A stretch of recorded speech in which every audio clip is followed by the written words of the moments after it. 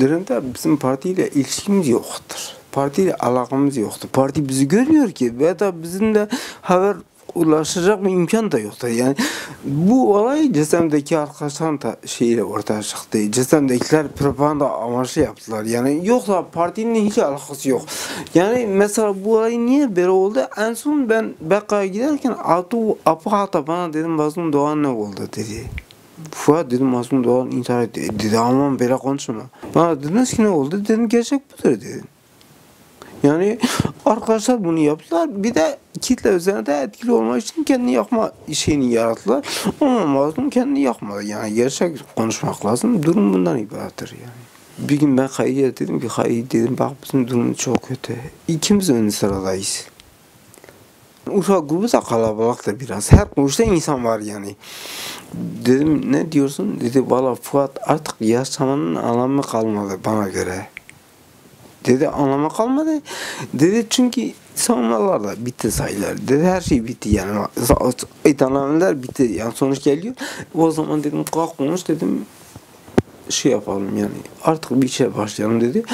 Kemal Pir de demiş hayır sen birinci sıradaysan ikinci adam benim demiş yani. Kemal Pir o zaman demiş. Yani işte en son bir gün mahkemeye gittik. Hayri elini kaldırdı. Emrullah Kaya vardı. Binbaşı bir adamdı. O adam Kayserili ama çok tehlikeli bir adamdı. Yani aslında duruşma hakimiydi sanki başkan oydu. Yani o işi yürütüyordu hep. Sonra Hayri ne kadar ısrar etti istemedi. Bırakmadı Hayri konusunu. Sonra Hayri ikinci gün yine Hayri ile biz yani bir ara geldik. Dedi Fuat bunu konuşacak. Böyle elini kaldırdı. Hayri çok kibar bir insandı yani. Mesela düşman bile inanmıyorum. Hayri'den rahatsız olmuyordu. Sorumlularını yaptığı zaman kolordan insanlar özel gelip onu dinliyordu, seyrediyordu. Hayri mesela dedi rica ederim dedi. Çok önemli bir şey açıklayacağım dedi. O rica ederim deyince Emrah dedi gel. İşte Hayri o zaman daha iyi bir konuşma gerçekten yaptı ve dedi benim artık ölümüm yaşamımdan daha faydalı ülke için dedi. Ya dedi yok hayır dedi bunu yapmak olur diye bildirelim falan dedi yok kimse beni bu konuda ikna edemez dedi. Dedi artık ben işe son veriyorum. Savunmalarım bana göre bitmişler. Bu devlet bana siyasetten mahkum vermiyor ve Hayri o zaman çok enteresan tarihi bir konuşma yaptı. O mezarıma borçlu yazın. Hayır dedi ben görevimi tam olarak yerine getiremedim. Mesela Esad Oktay en sonunda geldi üzerinde konuştu dedi hayır durmuş sen burada öl dedi ben bir saniye burada kalmam. Bak bunu söyledi.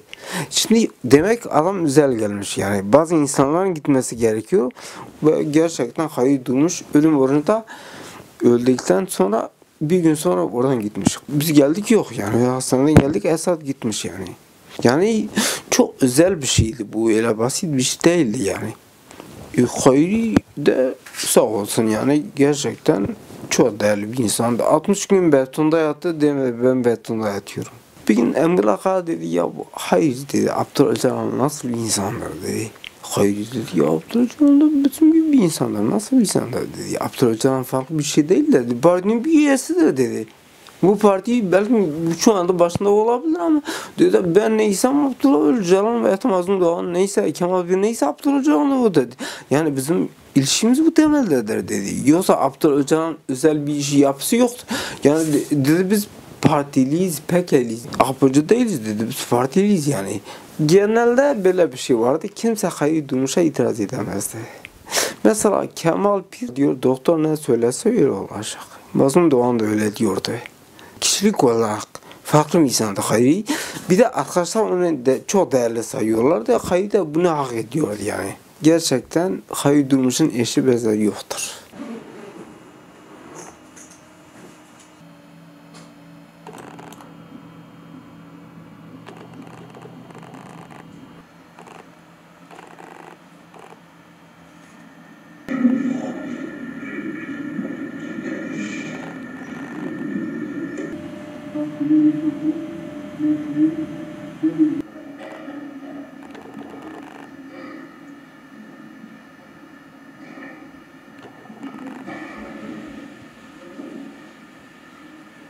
İşkence soğukta çok pistir.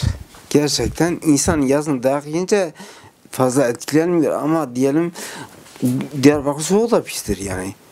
Mesela diyelim orada insan felakatlar yaptıkları zaman, üstü çıplak olduğu zaman çok kötü bir şeydir.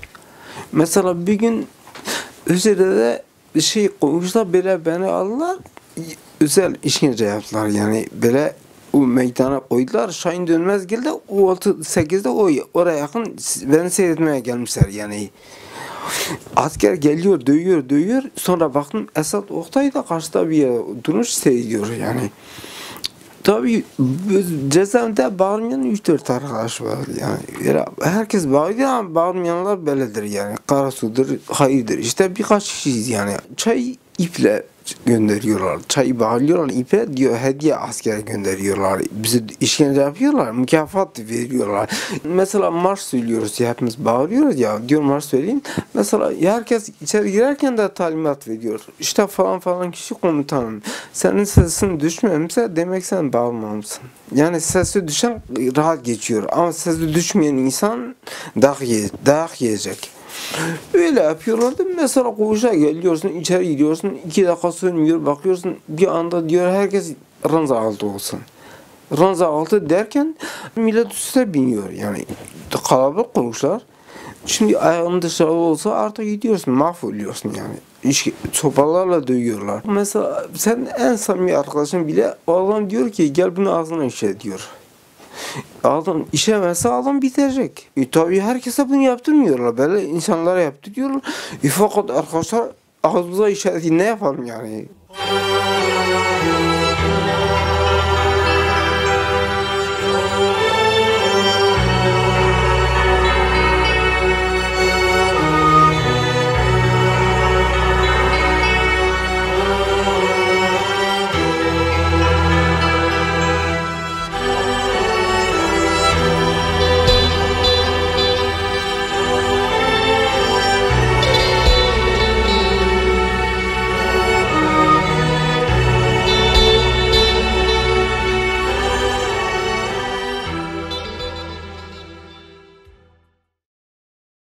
Yani 84'teki elbise meselesi doğdu ya.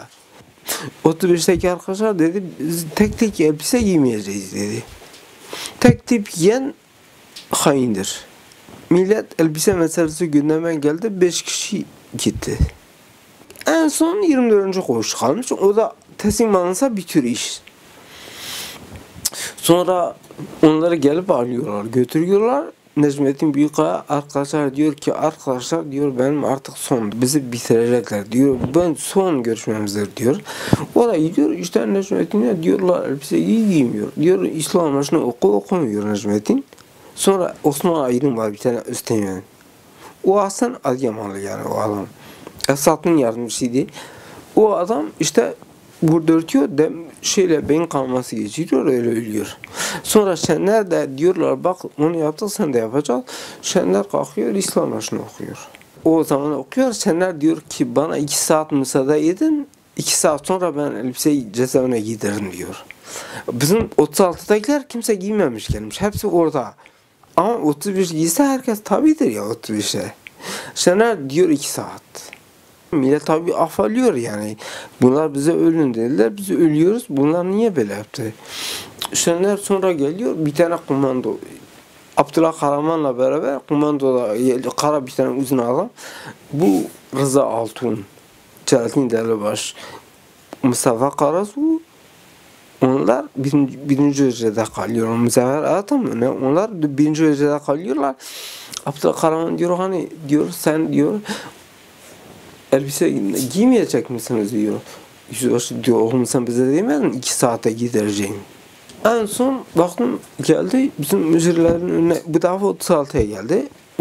Onlar 35 elbise giymiş. Şenler ikna etmiş onları. Elbise giymişler.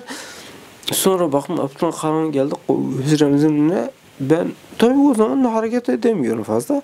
Baktım dedi Fuat dedi arkadaşlar hepsi elbise giydi dedi, artık siz de giyin dedi.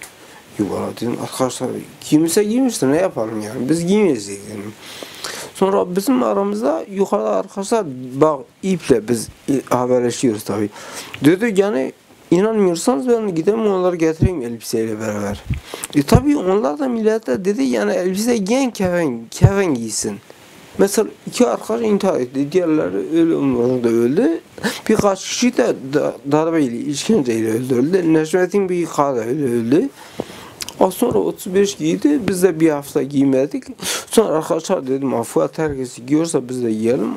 O elbise giyildikten sonra aramızda sıkıntı doğdu. Tik hoca arkadaşlar geldi yanıma yukarıdan not gönderdiler. Yani not gönderdiler kardeşim de o zaman aynı yerde kalıyoruz. Yani ben yazamıyorum bir şey ya. O işte diyalog ediyorum diğer arkadaşlara. Bakın işte diyor senler şöyle böyle yaptı. Sonra ben kardeşe bir not gönderdim dedim senler böyle yapmış dedim. Ben dedim yok bu doğal bir şey değildir yani bu normal bir şey değildir. Yani giymişse o farklı bir olaydır.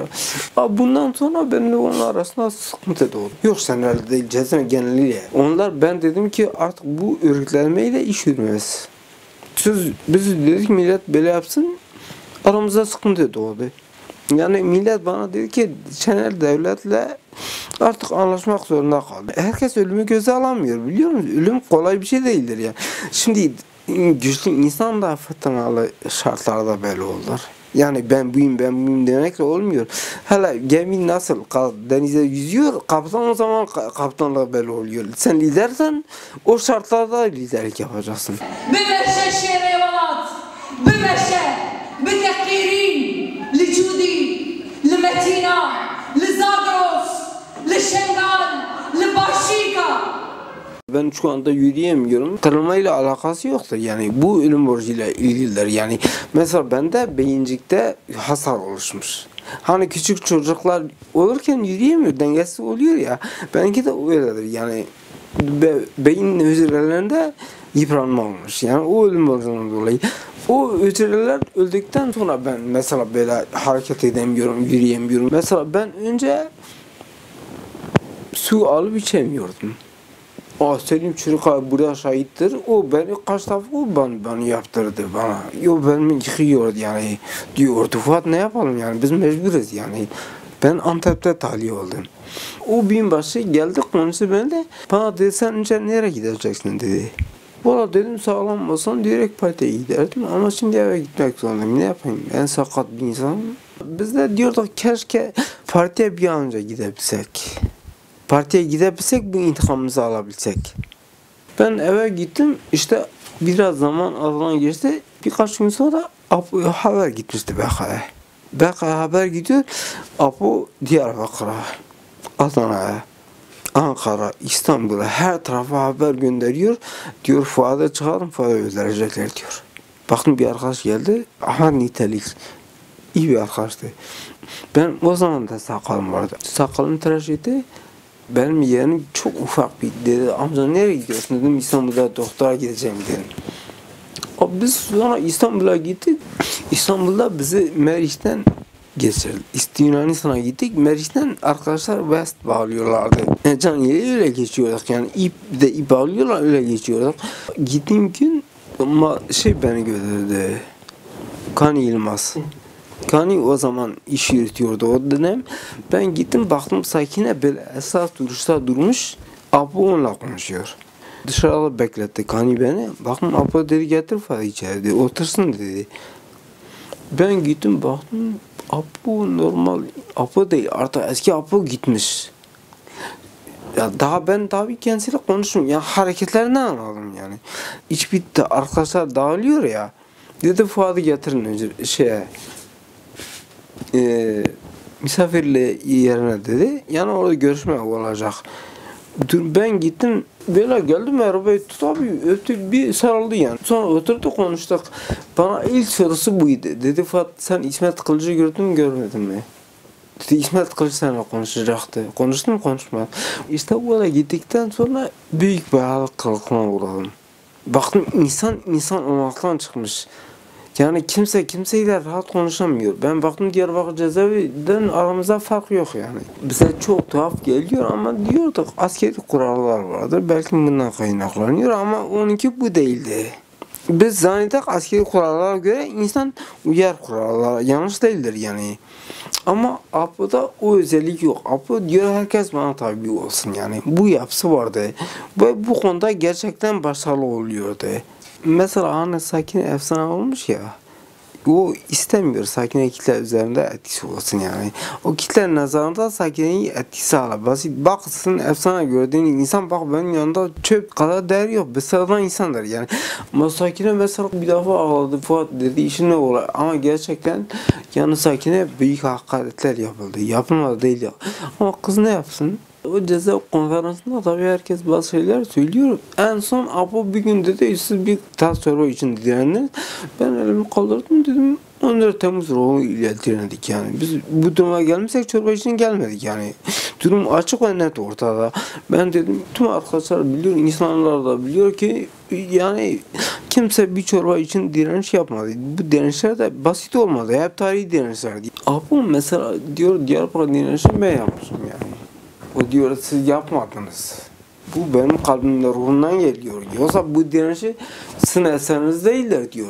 O direnişi diyor ben yapmışım yani. Benim ruhum yapmış yani. Apo yapmış yani.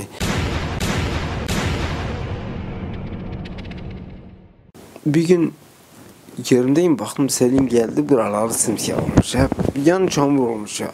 Ya Fuat dedi biz mahvettiler dedi. Dedim niye Selim dedi bizim komutan bizi süründürdü. Komutanları değil çok mezun. Bunlar hepsi yazar, hepsi akıllı insanlar, cezaevi dirençleri. Fakat bu kim de kimi ne yapacağını biliyor yani. Bak mesela diyor ki bu adamda efsane dediğin adamda benim sıradan insanım onları yerde söndürebiliyor. Yani bunlar kim oluyor? İşte bu insanı bitirme yöntemleridir. İşte bu çok önemli bir vasıftır, meseledir yani. Türk devletine boyun eğmeyen bir Sakine cansız var. Ama Apo'nun yanında bitiyor. Bir Selim Çürükkaya var. Apo onu bitiriyor. Ben önce siz diyordum ona. Arkadaşlar başkan diyecekler. Bir gün baktım bana geldi. Bana dedi ya Fuat sen de başkan söyle. Ben dedim valla benim içimden gelmiyor dedim yani. Ama benimki de yanlış olabilir onlara göre. Ben önce siz diyordum. Ben hiç başkan demedim ona. Ama o bundan rahatsız oldu. Mesela arkadaşlar gelip giderken sürekli alkışlıyorlar Apo'yu. Hiçbir şey yapmıyor ha. İçeri gidiyor millet alkışlıyor, çıkarken alkışlıyor. En son öz eleştirme vereceğiz ya. Benimkine, Sakine'ninkine, Selim'inkine geldi. Benim öz eleştirme hani okuyamıyorum ya. Gezgör yazdı yani geldi bir hafta falan çalıştık yazdı. Meraklıdır okudu. Şimdi Apo çıkarken girerken vallahi gerçekten hiçbir gün alkış çalmadım yani yok alışkanlığı yok bende yani dün de belki gördün ya orada da millet alkışlamıyordum ya çünkü böyle hoşuma gitmeyen bir şey yani. Sakine bana dedi Fuat dedi sen de çal ya ne olacak dedi ya dedim Sakine çalmayacağım ama ben alkış çalacak adam değilim ki kalmamışım gibi bir şey yani ben normal insan değilim hatta. Konferans bittikten sonra dedi Apo herkesle fotoğraf çekiyordu. Apo niye herkesle fotoğraf çekiyor? Çünkü biliyor herkesin ömrü kısadır. O adam ölecek ben onun yanında kalacağım kurbanım olacak. Yani bunu yapıyordu. Çok hesaplı hareket. Öyle bazı insanlar basit görüyor öyle değil ama herkes gitti. Şimdi hani ben yürüyemiyorum fazla. Dedim yavaş yavaş geleceğim ben. Sonra baktım herkes gitti. O misafirhanenin yanında söyleyeyim onlar fotoğraf çekti Sakine geldi ben gittim arkadaşlar da orada içtimaya girmişler yani biraz arada mesafe var ben gittim arkadaşların içine girdim fotoğraf çektirmedim yani onunla bakın kızlar küçük dediğinde bana şu yani kızlar bile anladı bu bir tepkidir aslında o da anladı ama anlamaz mı Sakine üzerine acayipti. Mesela diyor 4 koca yapmış, şu yapmış, bu yapmış. İnsan utanıyordu yani o okulda konuştukları zaman. Bir gece geldi. Dedim inan dedim ayıptır yani dedim gerçekten Sakine yapılır mı dedim. İkimiz tekiz. Yani Baran onlarla onun yanında Baran koordinatördü o zaman. Barangil dışarıda kalıyor. Dedi Fuat ne yapalım dedim. Valla insan bir arada olsa daha farklı olur ama o kitle içinde dedim bu Sakine yapılmaz dedim. Ayıptır yani. Sonra ikinci gün baktım çadır kurdu yukarıda. Başka birinde geldi oraya. Arkadaşlar kalkacak dedi, oturun kalkmayın dedi.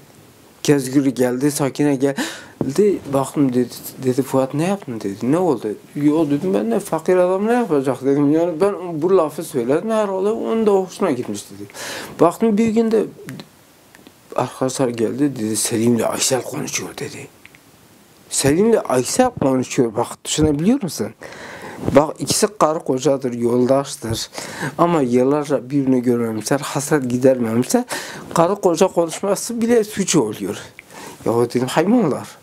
Bu olacak, konuşulacak iş midir ya? Selim'kiyle konuşacak dedim. Karısıyla konuşuyor dedim. Yani bu olay aslında tarifi mümkün olmayan bir şeydir aslında. Yani bir de bunlar akla arkadaşlar bunu söyleyenler de orada şunun farkına vardım yani kişi olarak ben farkına vardım. Adam sistemini oluşturmuş. Artık sen niye etkili olamazsın, bir şey yapamazsın. Yani adam diyor ki her şey benim. Peki içerisinde kim ne derse desin bu tek Haydar'dan çekiniyor diyor bu adam tehlikelidir diyordu. Tehlikelden kastı nedir? Yani Apo'yu etkisi hale getirecek teorik güç var onda. O anlamda söylüyordu.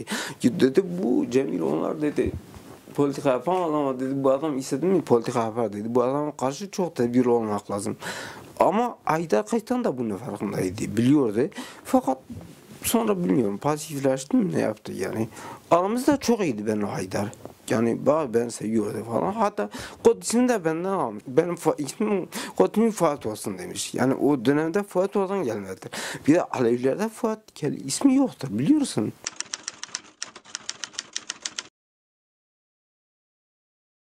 Ben o zaman Baryas'a kalıyorum. Baryas'a Bakaya yakın yerdir işte.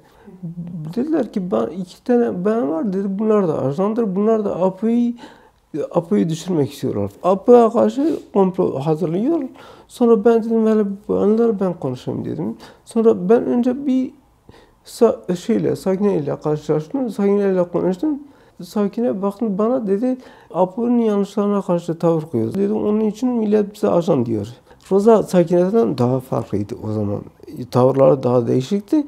Dedi Fuat Apo dedi mesela benimle karşı oldukça yani ahlaksız davranıyor dedi. Ne demek istiyorsun dedim açık söyledi. Roza işte anlattı dedi böyle her dönemde hangi kız güzelse dedi alıp oraya kendi evine alıyor dedi.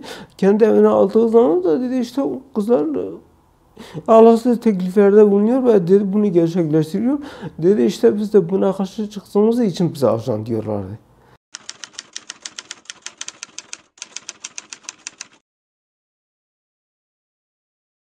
...1992 yılının Ocak veya Şubat ayında ben Beka Vadisi'nde Mahsum Korkmaz Akademisi'nde soruşturma komisyonunun sorumlusuydum. Bana tutuklu bir kız getirdiler. Adı Roza'ydı. Ve hakkında bir rapor vardı. Raporu okudum. Rapora göre Abdullah Öcalan'ın evinde yemeğine zehir korken yakalandı deniyordu. Roza, Fuat Çavgun ve Sakine ile birlikte Öcalan'ın evinde kalıyorlardı. Ben Roza'nın soruşturmasını yaptım. Bana tek cümle söyledi. Benim suçumu bir ben bilirim, bir de başkanınız bilir. Beni öldürseniz de bundan öte bir şey söylemem.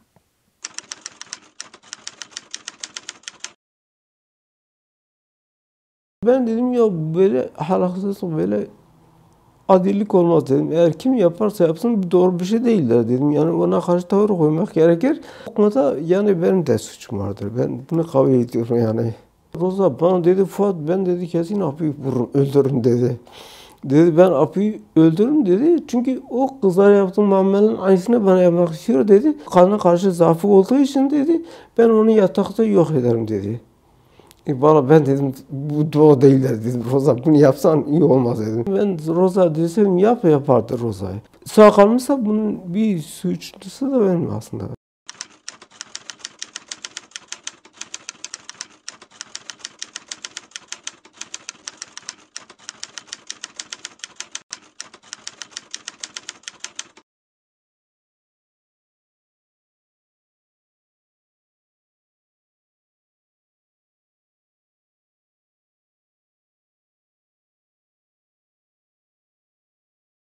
Baktım Berçem geldi. Berçem de Apo'nun yanında kalan bir kızdı. Yani Apo'nun yanında kalıyor. O da Sivaslıydı. Sarışın böyle tatlı bir kızı yani. O geldi dedi ben de bu gece burada yatacağım dedi. Dedi ben Sakine'nin yanında yatacağım. Fuat nerede yatacak? O Sakine ile o yerde yatıyor. Ben de böyle altta yatıyordum. Berçem de beraber yatıyor. Sakine ile beraber. Roza da böyle yerde yatıyor. Dedi Fuat dedi ben Berçem orada yatıyor. Ben korkmaya başladım dedi. Ben dedim bu kesinlikle Fuat'a yatağına atacak.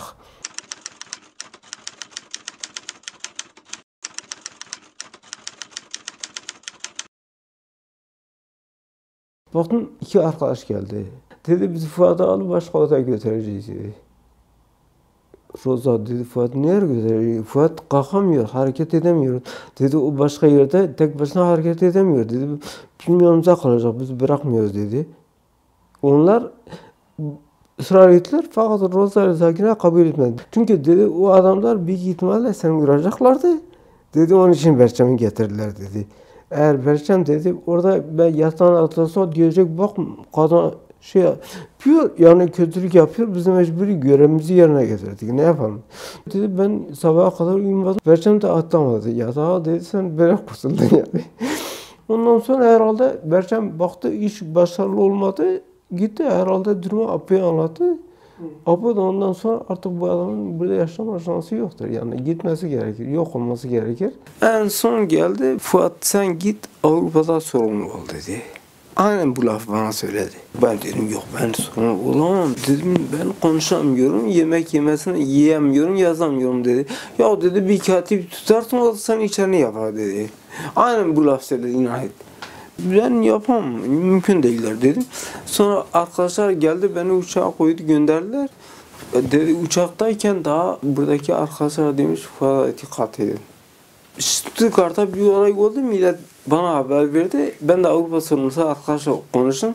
Ya dedim böyle bir şey, ya dedi Fuat sen hastasın, sen karışmasan daha iyi olur dedi. Ben durumu o zaman anladım. Apo önce dedi sorumlu ol ama arkasından diyor bu adam tehlikelidir diyor, dikkat edin. Aradan birkaç gün geçti. Abdullah Öcalan Beka Vadisi'ne geldi. Yönetime geldi. Bana baktı. Dedi sizin cezaevindekiler Fuat Çavgun benim evimde kızlara sarkıntılık etti. Ben onu Almanya'ya gönderdim. Kurtulduk. Felek var bir de Çelmikli felek var. Polisi vuran söyledi de ki o Hilvanlı felektir. Dedi yalandır dedi la ilahe illallah Muhammeden Resulullah ben Müslüman bir adamdım bu Alevidir dedi. Bunun için bu iftarları bana atıyor. Yani arkadaşlar önce bana çok iyilerdi fakat sonra tabii onlar da parti ne diyorsa onu yapıyorlar yani. Bir düğün oldu onlar demişti, ailesi demişti Fuat Ayyas'ın, ailesi ben tanıyor, onlar partili yani. Bizimkiler de gitti, ben de gittim düğüne. Gerçekten millet beni seviyordu yani. Herkes geliyor beni ziyaret ediyor. Sonra arkadaş demiş ki Fuat'ı çıkarın demiş buradan. Yani burada gitsin yani. Sonra o demiş ya ben onu pencereden çıkaracak halim yok ki. Gelmiş mecburi burada düğün bitsin sonra gider yani. Ondan orada da biraz bana saldırdılar. Sen buraya neye gelmişsin falan dediler. Bunun üzerine ilişkilerim bayağı soğudu yani şu anda. Partide propagandamız yapılmış ya. Onlar bu riski göze alamıyorlar. Yani parti onlara diyecek bunlar da demek tehlikelidir. Partiye karşı olanlarla diyalog kuruyor. Mesela Selim Türk ateşten daha tehlikelidir.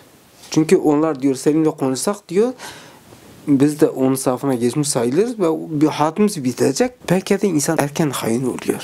Şimdi diyor ben Fuat Çavgun'la konuşayım. 40 yıl hayatımı bu işe verdim. Ben hain olacağım. Niye ben Fuat'la konuşayım? Bitti. En büyük sorun budur.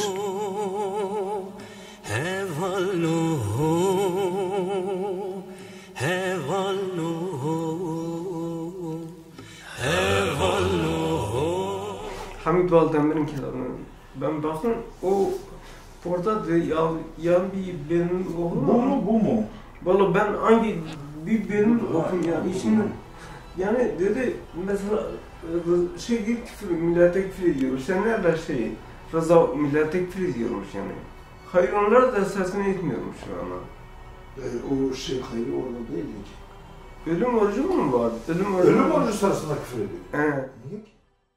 Hastanede beni kontrol ettiler, tahlil ettiler. Burada nörolojik randevu var Münih'te. Orada 97 gün yattım. Uluslararası Afrika bazı örgütler, özel uğraşlar benimle çok ilgilendiler. Fakat baktılar dedi beyinde hasar olduğu için düzelmesi artık mümkün değildir. Yani profesör geldi bana dedi böyle yap dedi. Bu ellerini böyle yap dedi. Ben mesela elimi böyle yaptım. Sonra tedaviye başladılar. İşte durum bundan ibaret. Gerçekten bir ölüm yani. Gene de şu anda kendi kendimi idare edebiliyorum yani sıkıntı olmuyor bende. Ben şu anda Münih'te yaşıyorum, tek başıma yaşıyorum yani. Tek odada tek kişi olarak kalıyorum ben. Alışverişimi kendim yapabiliyorum ama kışın havalar sert olduğu için, yerler kaygan olduğu için benim yeğenim falan bana yardımcı oluyor. Yani benim hakkım da var bir insanın yardım etmesi için. Sosyal devlet diye bir kavram var. Sosyal devlet. Şimdi Alman devleti de sosyal bir devlet. Aslında bizim insanlarımız bunu kavrasa ben de daha çok iyi olur. Avrupa olmasa biz mahvolmaz. Biz yaşayamayız yani. Bak kimse muhtaç olmuyor bu sakat halimle. Bak insan evlense iyidir. Hatta senin çocuk diyor Fatih evlensen iyileşirsin diyor. Ama şimdi ben yani kendimde bu hakkı görüyorum. Ben diyorum ben sakatım ya. Kötü benden daha kötü insanlar evleniyor aslında. Evleniyor değil ama arkadaşlar dedi ben bu konuda artık defteri kapattım. Böyle diyorum yaşamak bunun için daha iyidir yani.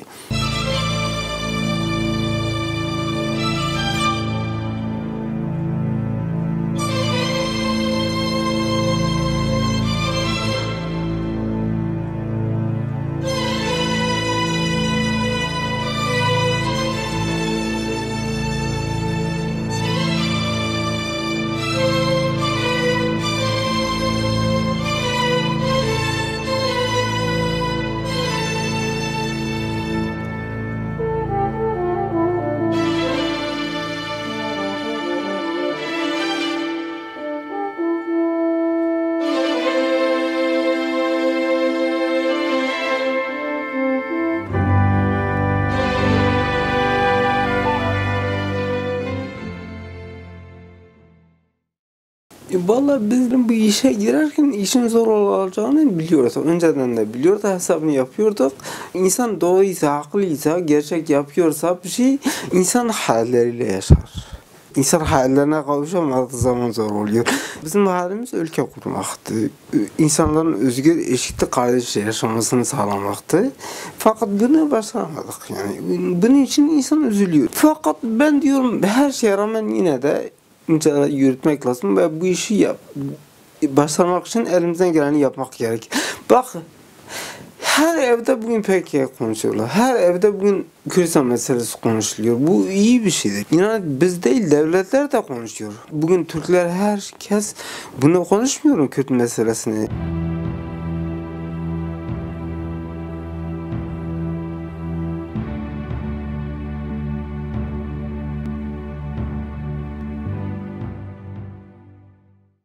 Çok şey başarıldı fakat bizim mücadelemizde bu kadar kan, can gittikten sonra sonuç bu olmalıydı. Ben yani kişi olarak diyorum yani ben diyorum ki şu anda Kürdistan'da pek yani hain dediği insanlar temiz insanlardır.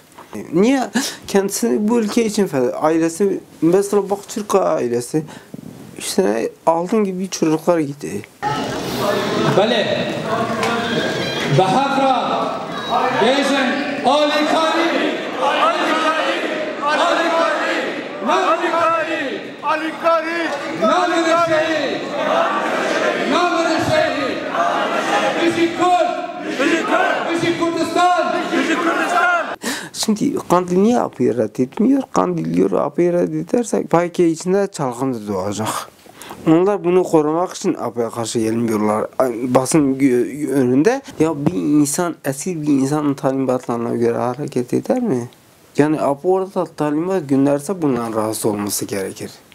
AP'ı devlet de Ali'ye talimat gönderiyor çünkü bilmiyor millet. Mesela bak onun kardeşi Mehmet biraz normal insan değildir yani. Deli doludur biliyor musun? Durumlarını iyi biliyor. Osman benim okul arkadaşımdır yani Osman da iyi tanıyorum. Mehmet en son demiş ki ya abi ayıp ya. Ayıp demiş bu kamerlerse yani o kadar korkma demiş. Mehmet de delidir, normal Mehmet değildir yani. Abi demiş, sus lan, duyarlar demiş. Duyarlar, yani böyle olur mu ya, insaf. Günah değil mi?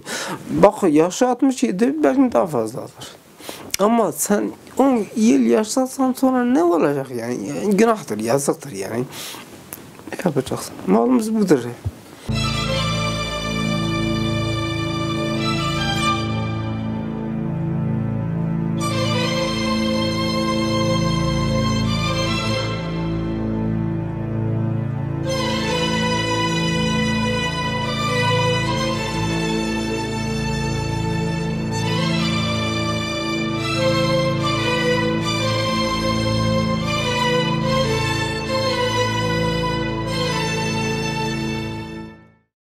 Valla Türkiye'de benim kardeşlerim duruyorum, onlarla konuşuyorum. Babam iyidir yani, ailem de eskiden beri de iyidir. Annem babam vefat etti işte. Tek annem babam vefat ederken arkadaşlar gittiler yine Gülsen'e. Ben dedim bana biraz toprak getirin. Bir karış toprak dedim mezarlarına.